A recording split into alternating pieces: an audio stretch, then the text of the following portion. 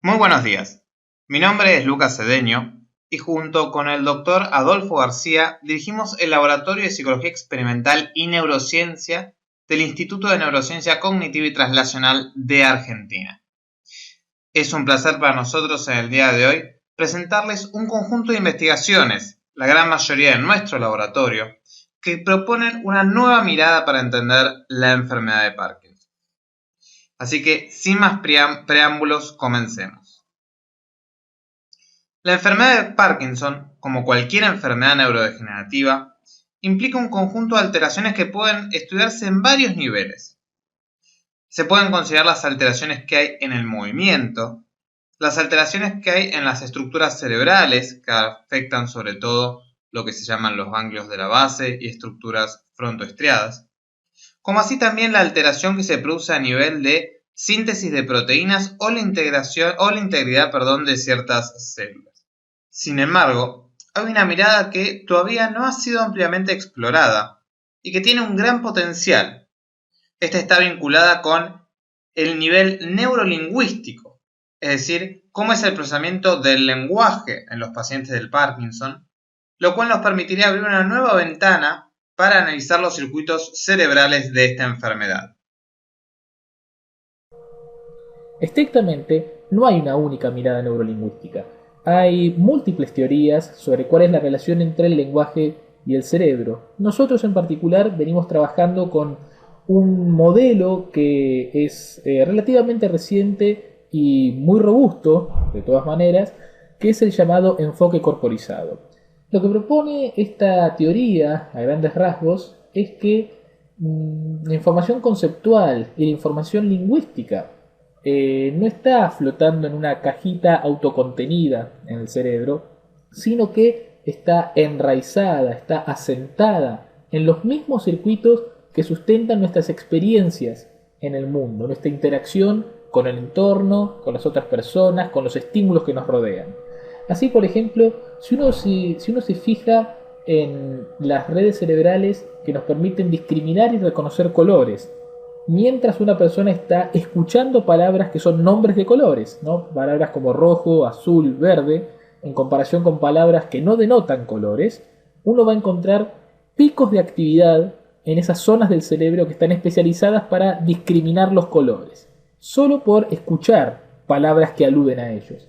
Del mismo modo, si uno se fija en las redes cerebrales que nos permiten discriminar aromas, olores, mientras una persona escucha o lee palabras que tienen gran carga olfativa, como por ejemplo canela, vainilla, o incluso cosas desagradables, ¿no? Como heces, en comparación con palabras que no tienen una carga olfativa, como pueden ser cuadrado, círculo, va a encontrar que esas estructuras cerebrales que permiten discriminar aromas se activan más diferencialmente cuando escuchamos palabras con carga olfativa. En el caso de Parkinson, nuestra pregunta está orientada hacia las redes motoras, es decir, el conjunto de circuitos cerebrales que nos permiten ejecutar, coordinar, aprender y secuenciar movimientos. Una parte importante de esta red motora es lo que se llama la corteza motora primaria, que es esa franjita azul que pueden ver en el cerebro de la izquierda. Y una particularidad de esta estructura cerebral es que está organizada de modo somatotópico. Esta palabra, que puede parecer compleja, significa que a lo largo de esa estructura cerebral hay distintas porciones que están especializadas para distintas partes del cuerpo. Así, por ejemplo, hay una porción de la corteza motora que se especializa en los movimientos de la mano, otra que se especializa en los movimientos de los pies, otra en los movimientos del rostro, etc. Hay mucha evidencia, como este estudio que les presentamos aquí a modo ilustrativo simplemente, que muestra que cuando uno escucha verbos de acción, es decir, verbos, palabras que denotan movimientos corporales, la parte del cuerpo que es denotada por el verbo genera picos de actividad en su porción correspondiente de la corteza motora. Es decir, si uno escucha el verbo besar, por ejemplo, va a haber activación diferencial en la porción de la corteza motora que se encarga de iniciar movimientos con la boca.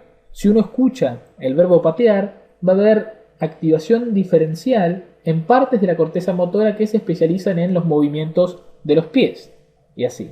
Es decir que el significado de estos verbos de acción, estos verbos que aluden al movimiento corporal, está enraizado en estos circuitos motores, que en realidad sustentan nuestra experiencia del movimiento.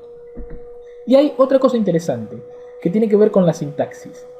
Hay una parte específica de esta gran red motora extendida que tenemos en el cerebro, que se llaman los ganglios basales. Los ganglios basales, que a propósito son una estructura subcortical que se ve afectada tempranamente en la enfermedad de Parkinson, son claves para aprender y secuenciar, sobre todo,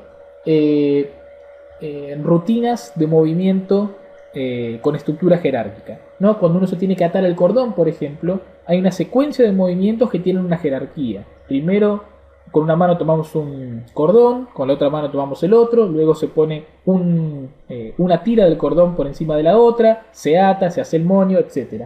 Todo esto es una secuencia que se desarrolla en el tiempo de modo lineal, pero con una estructura jerárquica.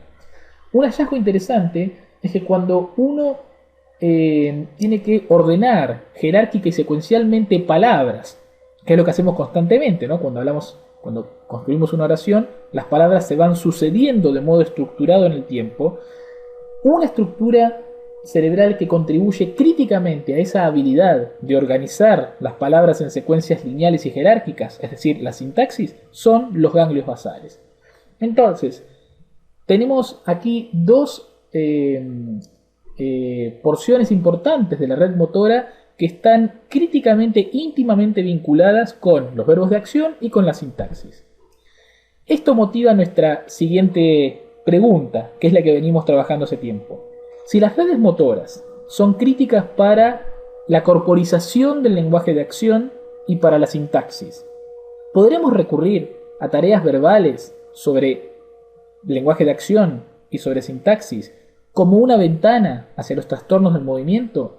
Dicho de otro modo, dado que verbos como saltar, caminar, besar o la habilidad de organizar palabras en oraciones con estructura sintáctica dependen de las redes motoras, ¿podemos ver cómo se desempeña una persona en el procesamiento de verbos de acción o en el procesamiento de la sintaxis como una forma para espiar la integridad o no de esos circuitos motores? Y esto lo venimos haciendo desde hace tiempo en varios estudios. Por ejemplo, este estudio del 2015 que se publicó en Cortex, lo que hicimos fue convocar a dos grupos de pacientes con enfermedad de Parkinson. Un grupo de esos pacientes tenía lo que se llama deterioro cognitivo leve. Es decir, además de la sintomatología específica de Parkinson, sus funciones cognitivas, mentales en general, estaban un poco comprometidas. Y por otro lado teníamos otro grupo de pacientes con enfermedad de Parkinson que no manifestaban aún deterioro cognitivo leve. Les aplicamos una batería de pruebas lingüísticas que incluía pruebas de procesamiento de verbos de acción y también pruebas de sintaxis. Y lo que encontramos fue que en ese tipo de pruebas, los pacientes, independientemente de si tenían deterioro cognitivo leve o no, tenían dificultades significativas. Pero nos preguntamos también, tal vez con una prueba más específica, más fina, podamos encontrar alguna diferencia entre estos tipos de pacientes y encontrar alguna alteración de los circuitos motores incluso antes de que surja el deterioro cognitivo leve. Eso lo hemos hecho en una investigación que actualmente está siendo evaluada, y lo que hicimos para ello fue crear una prueba de denominación de imágenes. Es realmente sencillo. Se presentan imágenes, dibujos como el que pueden ver en la parte superior derecha de la pantalla, y se le pide a los participantes que los nombren, que digan una palabra que los pueda designar. Lo que ven ahí, por ejemplo, es la imagen de una persona que está escribiendo a máquina. Eso podría ser escribir. La clave aquí fue que tuvimos cuatro tipos de dibujos. Por un lado, imágenes como esta que pueden ver ahí, que se designan con un verbo de acción que implica alto contenido de movimiento, alto contenido motor, ¿no? Escribir es una actividad con mucho dinamismo en su ejecución. Luego habría otro conjunto de imágenes en el cual había acciones pero que tenían un bajo contenido motor, un bajo dinamismo en su movimiento, ¿no? Por ejemplo, la imagen de una persona que se sienta, ¿no? Sentarse es una acción con baja exigencia motriz. Luego teníamos otro conjunto de imágenes en el cual había objetos que no eran de fácil manipulación, no eran manipulables. Por ejemplo, un elefante o una casa, ¿no? No son cosas que uno pueda tomar con las manos, alzar, lanzar, agarrar, rotar. Y por otro lado teníamos imágenes que denotaban objetos fácilmente manipulables, como un martillo, un destornillador. Aplicamos la prueba en pacientes de Parkinson que tenían deterioro cognitivo leve, eso es lo que ven a la izquierda, y que no tenían deterioro cognitivo leve, eso es lo que ven a la derecha. Lo que vimos en el primer grupo es que cuando los pacientes de Parkinson ya tienen deterioro cognitivo leve, sus funciones cognitivas están afectadas, en comparación con personas que no tienen ningún daño cerebral, los cuatro tipos de palabras arrojan déficits, es decir, tienen dificultades para procesar todos estos tipos de palabras. Sin embargo, en los pacientes con enfermedad de Parkinson que todavía no tienen deterioro cognitivo leve, es decir, que sus funciones cognitivas están preservadas, lo que encontramos es que hay una sola clase de palabras que arroja un déficit, ¿sí? Que arroja dificultades significativas. Se trata, como preveíamos, de los verbos de acción con alta carga de movimiento, lo cual de nuevo nos alienta a pensar que podemos utilizar esta categoría lingüística como una herramienta para espiar si los circuitos motores del cerebro están comenzando a tornarse disfuncionales o no. También hemos utilizado otro tipo de pruebas. Esto es lo que llamamos la prueba de compatibilidad entre acción y oración. La prueba consiste en lo siguiente. A los participantes les presentamos oraciones y todas esas oraciones terminan con un verbo de acción. Ahora, todas las oraciones denotan acciones que realizamos con las manos. Son acciones manuales. Pero hay un conjunto de oraciones en el cual las acciones se desarrollan con la mano abierta, ¿no? Como por ejemplo saludar o acariciar. Son cosas que hacemos con la mano abierta, ¿no? Con los dedos extendidos. En cambio, había otro grupo de oraciones que incluían verbos de mano cerrada. Por ejemplo, martillar, golpear o cepillar, ¿no? Pueden hacer el gesto con las manos si quieren de cepillar o de martillar. Son acciones que ejecutamos con la mano cerrada. La tarea era muy sencilla. Le decíamos a los participantes, en cuanto ustedes comprendan el significado de esta oración, que termina con esa palabra, van a presionar un botón.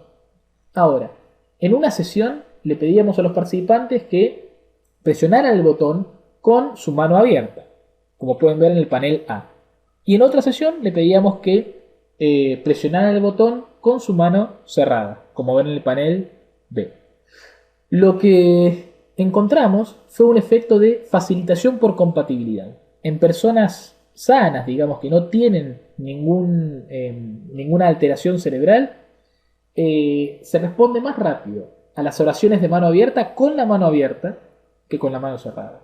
Y en los verbos que implican mano cerrada, se presiona más rápido el botón con la mano cerrada que con la mano abierta. Cuando hay coincidencia, el proceso es más rápido. Esto sucede así sistemáticamente en personas que no tienen ninguna alteración cerebral, como les decía.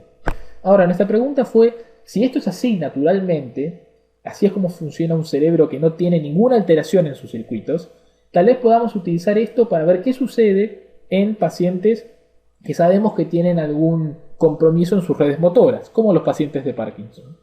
Lo que hicimos en este estudio de 2013 es lo siguiente. Lo que van a ver en blanco es el desempeño de personas que no tenían ninguna alteración cerebral.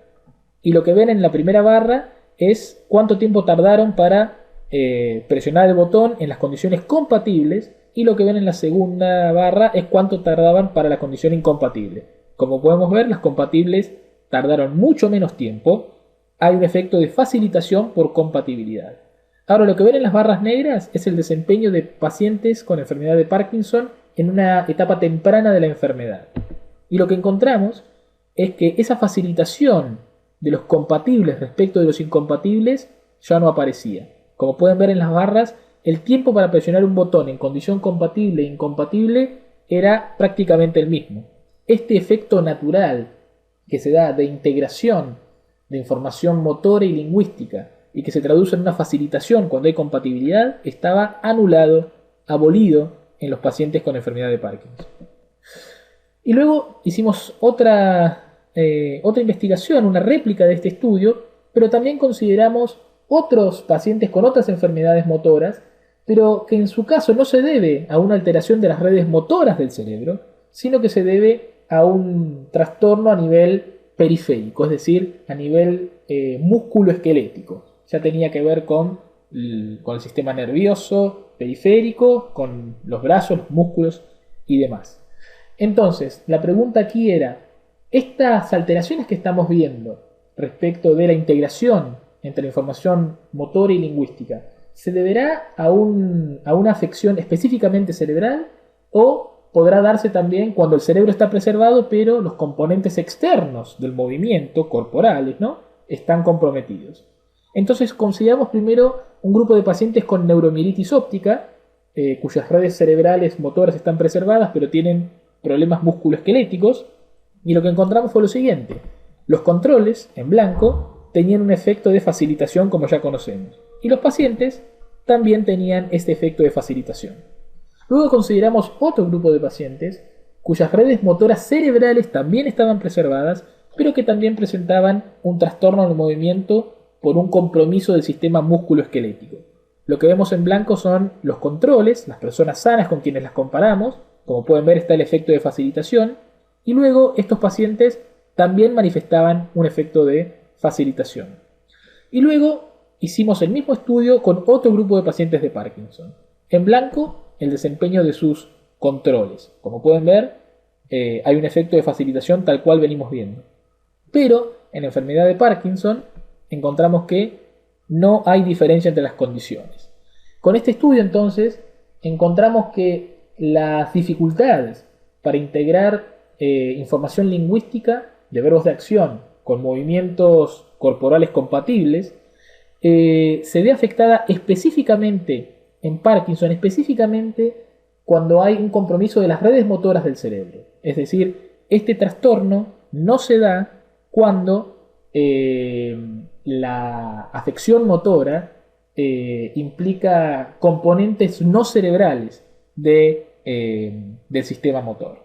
Entonces, en resumen, lo que hemos encontrado con toda esta evidencia conductual es muchos datos que nos alientan a pensar que podemos utilizar el desempeño en sintaxis y en particular en los verbos de acción como una vía para conocer la integridad o la alteración de las redes motoras del cerebro en enfermedad de Parkinson. A continuación vamos a mostrar algunos estudios, pero en los que hemos utilizado técnicas que nos permiten observar tanto la estructura como el funcionamiento del cerebro. Contamos principalmente con dos tipos de técnicas. La primera de ellas es la denominada potenciales relacionados a eventos, o ERP como sus siglas señalan en inglés. En estas técnicas lo que se hace es registrar la actividad eléctrica del cerebro vinculada o asociada a determinada actividad cognitiva, como puede ser, por ejemplo, la lectura de una oración. Esta actividad se registra mediante equipos de electroencefalografía de alta densidad, es decir, son equipos que nos permiten registrar qué es lo que está sucediendo a nivel de la actividad eléctrica en distintas zonas del cerebro mientras una persona está realizando alguna tarea específica.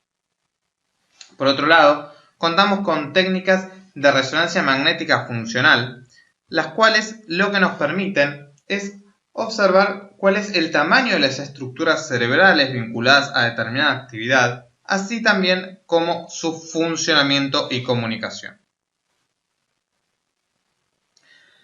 El primer estudio que presentamos no es de nuestro laboratorio, pero lo queríamos mostrar como un ejemplo de los hallazgos de estudios que miden la actividad eléctrica del procesamiento lingüístico en pacientes con Parkinson.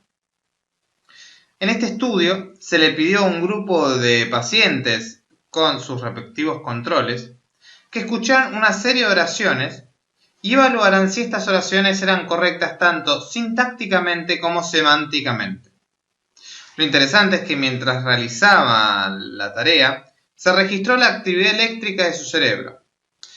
En esta diapositiva lo que mostramos es el resultado del estudio, que ahora pasaremos a explicar, donde se ve la actividad eléctrica tanto de los pacientes como de los controles en las distintas áreas del cerebro. El primer resultado que hay que tener en cuenta tiene que ver con el procesamiento semántico, donde lo que se mostró es que la actividad eléctrica ante los errores semánticos era equivalente tanto en pacientes como controles. Esto lo podemos observar aquí, donde lo que vemos es que tanto la línea punteada que representa el procesamiento durante las oraciones con errores se modula hacia arriba, en lo que es la línea punteada, a comparación del procesamiento de aquellas oraciones correctas, representado por la línea sólida. Esto lo que está mostrando es que en ambos grupos la actividad eléctrica ante los errores semánticos es similar o equivalente. Ahora, ¿qué pasaba ante los errores sintácticos? Bueno, aquí lo que vemos es que sí hay una diferencia entre ambos grupos, ya que mientras en los controles hay una modulación esperada, fíjense cómo se separa la línea punteada que, repito, representa el procesamiento durante las oraciones incorrectas, se separa del procesamiento durante las oraciones correctas en los controles. Pero fíjense lo que sucede en los pacientes con Parkinson, donde esa distancia, esa separación no se produce. Esto lo que estaría indicando es que habría un déficit en el procesamiento sintáctico de las oraciones en los pacientes con Parkinson cuando lo vemos aquí comparado con los controles.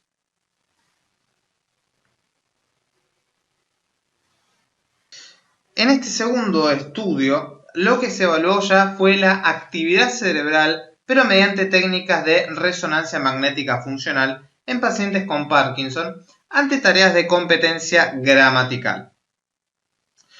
Los primeros resultados, mostraron la comparación entre los controles y un grupo de pacientes.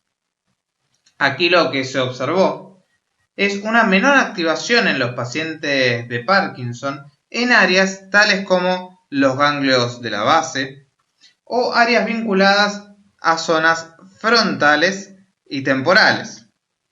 Esto lo que estaría indicando es que hay una alteración de estas redes al momento de procesar los componentes gramaticales de oraciones en los pacientes con Parkinson, es decir, presentarían un déficit en la integridad de esta red y que, como vemos, está vinculada con algunas de las áreas en las cuales se produce atrofia en la enfermedad de Parkinson.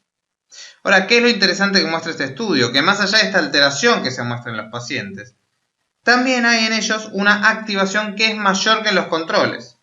En el panel B podemos observar que hay áreas frontales y áreas parietales o temporoparietales que tienen una mayor activación en los pacientes con Parkinson que en los controles.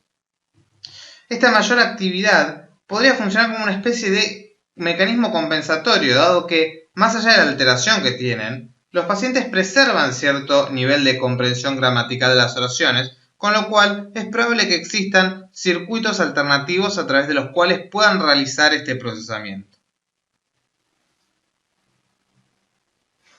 El siguiente ya es un estudio de nuestro laboratorio, que fue publicado en la revista Scientific Report en el año 2015. Este es el primer estudio en evaluar las señales corticales y subcorticales de procesamiento durante la prueba de compatibilidad entre acciones y oraciones que hace un momento les explicamos. ¿Recuerdan esa prueba donde las personas tenían que apretar un botón con la mano abierta o mano cerrada, mientras se les presentaban oraciones en las cuales la última palabra era un verbo que hacía referencia a acciones con mano abierta o acciones con mano cerrada? Y lo que veíamos era la respuesta de compatibilidad o incompatibilidad. El primer resultado de este estudio lo que muestra es una modulación ante la compatibilidad e incompatibilidad, ya que esta vez, mientras los pacientes realizaban la tarea conductual, lo que hicimos fue hacer un registro de electroencefalografía. Lo que podemos observar aquí en el gráfico, en esta curva sólida roja, es la modulación de los controles ante las oraciones compatibles. Y fíjense, en esta curva azul es la modulación de los controles ante las oraciones incompatibles. lo que vemos es esta distancia, ¿sí?, que nos muestra que hay una diferencia en el procesamiento cuando algo era compatible con el movimiento que estaban realizando con la mano versus cuando la oración y el movimiento de la mano eran incompatibles. Sin embargo, esta diferencia de actividad eléctrica, que era lo esperable, fíjense que se encuentra ausente en los controles, dado que todas las líneas punteadas que refieren a los pacientes con enfermedad de Parkinson se encuentran todas en la misma zona. Además, en este estudio nosotros vimos que las áreas de atrofia de la enfermedad de Parkinson, fíjense que figuran aquí, que encontramos atrofia en los ganglios de la base, especialmente en estructuras del lado derecho, estaban asociadas a esta ausencia de modulación. Fíjense que en este gráfico lo que estamos viendo son todos los pacientes. Cada uno de estos puntos verdes representa uno de los pacientes con enfermedad de Parkinson que participaron en el estudio. Y lo que observamos es, en este eje, en el eje X, el que está horizontal, el volumen de los ganglios de la base. Mientras más a la derecha, más de este lado estamos, mayor tamaño tienen los ganglios de la base. En el otro eje, sin embargo, lo que estamos viendo es este fenómeno de compatibilidad e incompatibilidad de esta prueba del botón ante las oraciones con verbos de acción. Mientras menor es el puntaje, esto quiere decir que mayor es el efecto de incompatibilidad y significa que los pacientes se están comportando más cercano a cómo se comportan los controles. Fíjense, lo interesante es que a mayor volumen de los ganglios basales, es decir, mientras más conservadas se encuentran esas estructuras en los pacientes, mayor incompatibilidad en la prueba de oraciones, lo que está más cercano a cómo es el comportamiento en las personas sanas.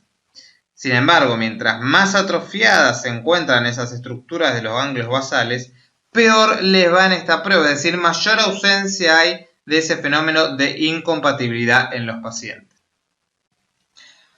Por último, en un estudio de nuestro laboratorio que actualmente se encuentra en revisión, aportamos información de que, a pesar de las alteraciones en el procesamiento de verbos de acción en pacientes con Parkinson, existiría una vía alternativa que les permite realizar el procesamiento de esta clase de estímulos, dado que no es que les va totalmente mal en esta clase de pruebas, sino que las pueden realizar pero con más dificultad que en los controles.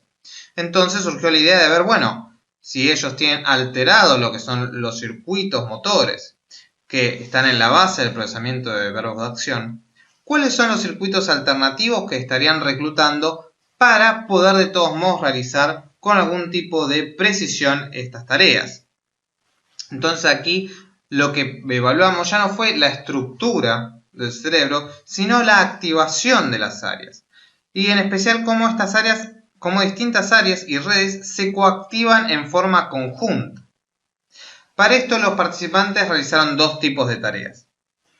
En la primera tarea, mientras estaban en un resonador y nosotros registramos la actividad cerebral, los pacientes tenían que escuchar sustantivos. Se les iban pasando una lista de sustantivos que incluían, por ejemplo, la palabra oso, casa, río, etc.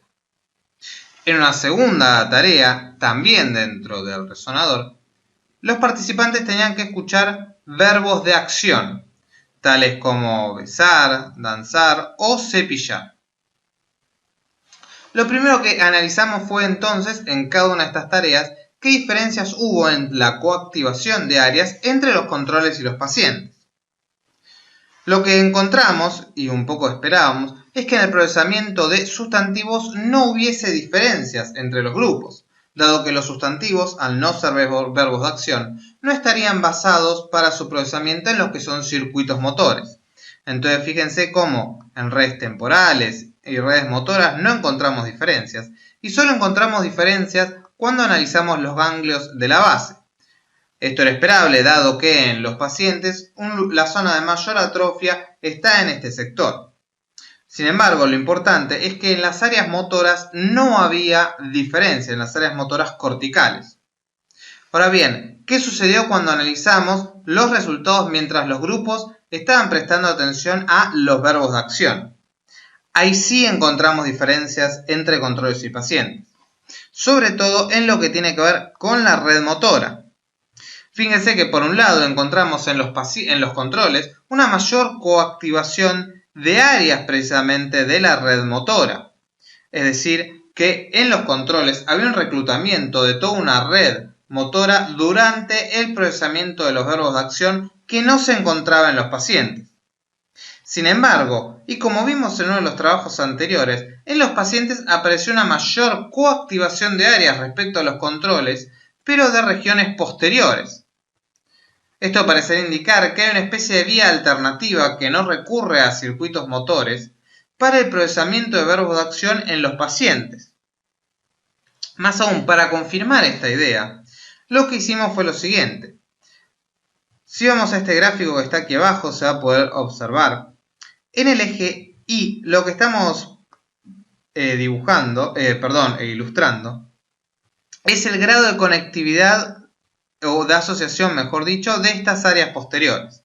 Cada uno de estos puntos verdes representa un paciente.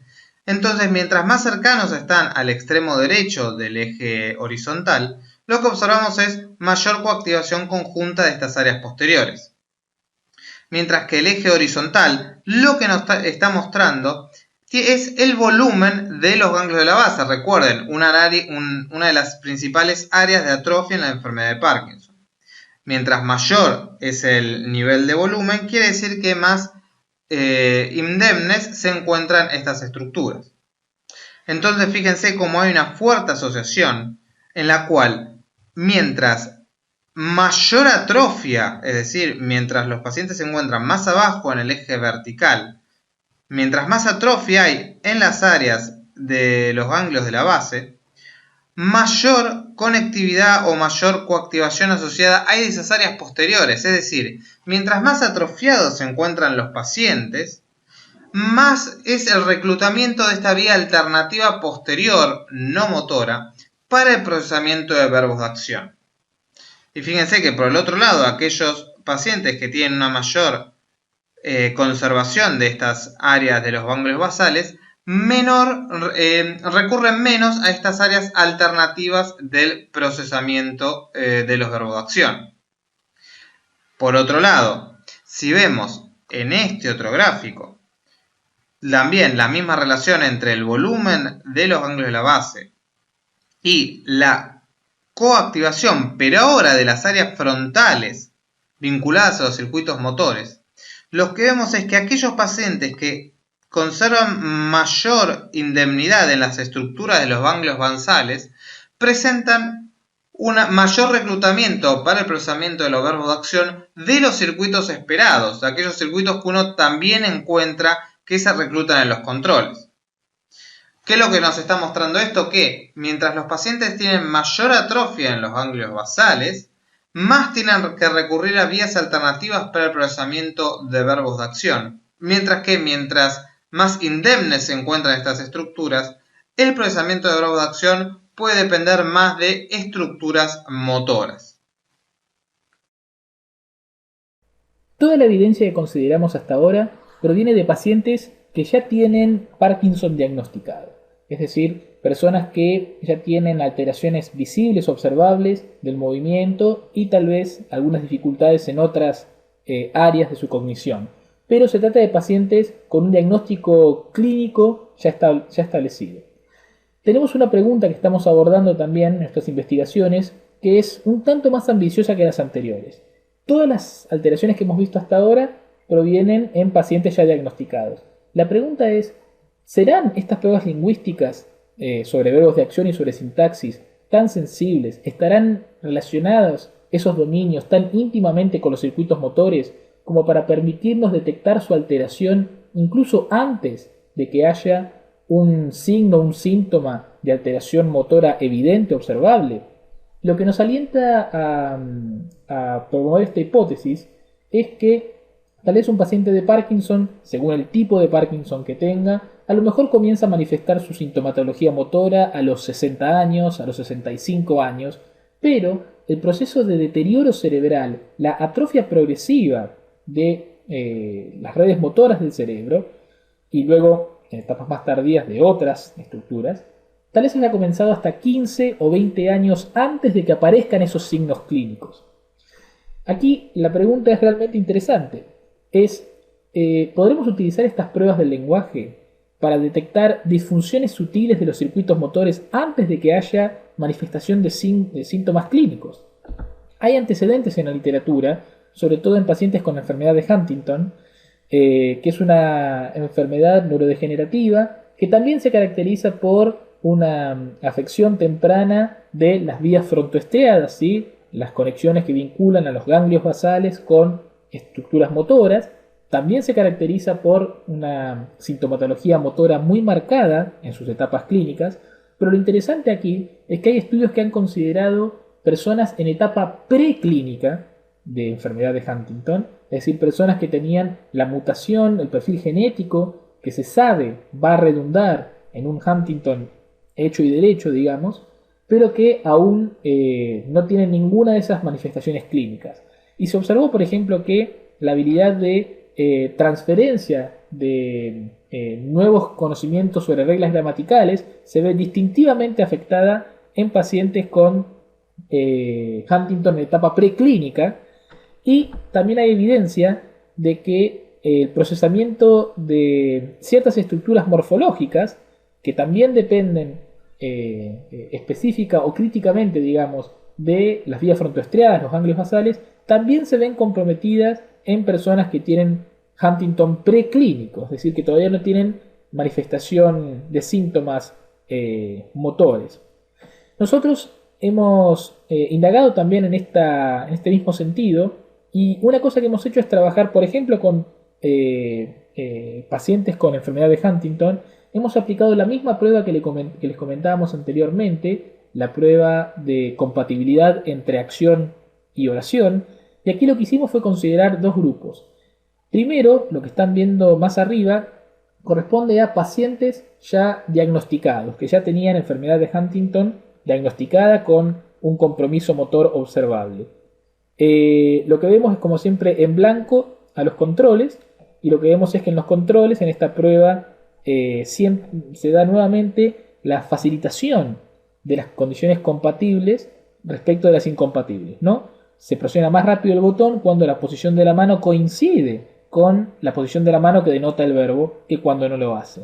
¿Y qué pasó en los pacientes con la enfermedad de Huntington ya diagnosticada? Lo mismo que sucedía en los pacientes con Parkinson. No hay diferencia entre las condiciones, ese efecto natural de facilitación está anulado.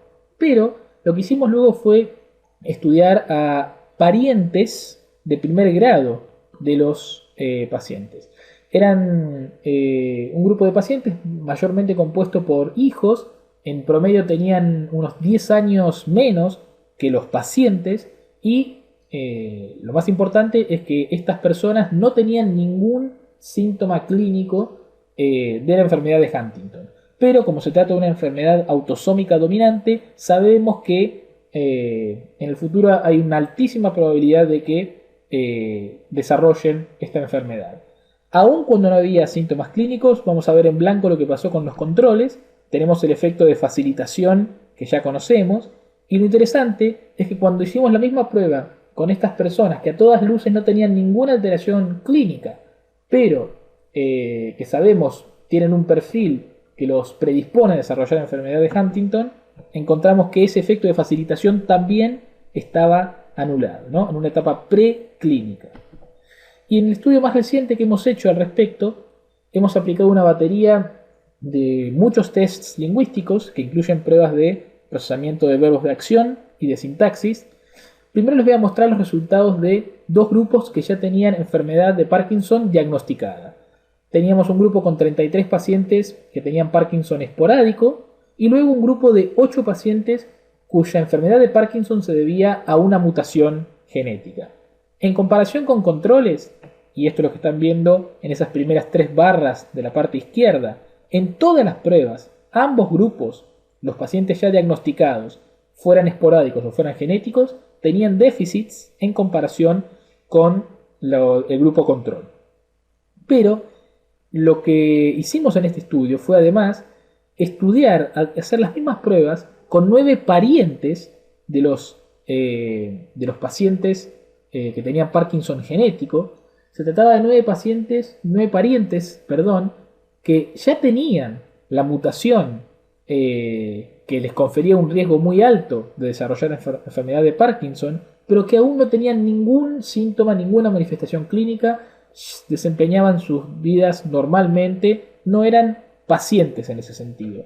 Lo que encontramos fue que había una prueba en particular en la que mostraban dificultades, y se trata de una prueba de sintaxis, lo cual nuevamente nos lleva a pensar que existe una relación tan íntima entre el procesamiento lingüístico, en particular en este caso en la sintaxis, y los ganglios basales, esa estructura que se ve tempranamente afectada en Parkinson, como para que el desempeño en estas pruebas lingüísticas se pueda ver afectado incluso antes de que una persona manifieste una alteración en su conducta del movimiento.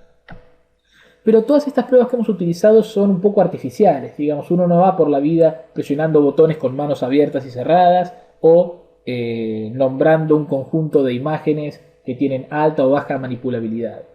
Un desafío en las neurociencias cognitivas es cómo encontrar pruebas más ecológicas, decimos nosotros, más naturales, que reflejen más las condiciones normales de uso, en este caso del lenguaje, ¿no? Y lo que hemos hecho en un estudio que también está en evaluación ahora es analizar mediante técnicas computarizadas monólogos de pacientes con enfermedad de Parkinson, monólogos espontáneos donde nos referían qué es lo que hacían en un día cotidiano, y mediante sofisticados algoritmos que nos permiten estimar la relación semántica entre los textos de los pacientes de Parkinson y los textos de personas que son sociodemográficamente comparables pero que no tienen enfermedad, encontramos que uno puede ver el peso de los conceptos que utilizan los pacientes de Parkinson, y encontramos que recurren mucho menos a verbos de acción, a conceptos que tengan que ver con el movimiento, que los controles. Y a su vez los los pacientes de Parkinson le asignan mucho más peso en su discurso espontáneo a aquellas palabras, a aquellas construcciones lingüísticas que aluden a conceptos que no tienen que ver con el movimiento, que tienen que ver con procesos cognitivos más estáticos, como leer, como ver, como gustar, como preferir algo.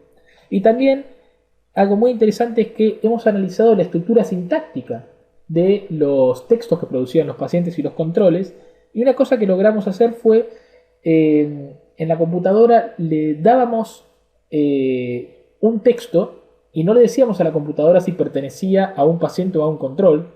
Previamente habíamos entrenado a la computadora para que reconociera cuáles eran los patrones típicos de sintaxis de un paciente de Parkinson y cuáles eran los patrones sintácticos típicos de una persona que no tenía enfermedad.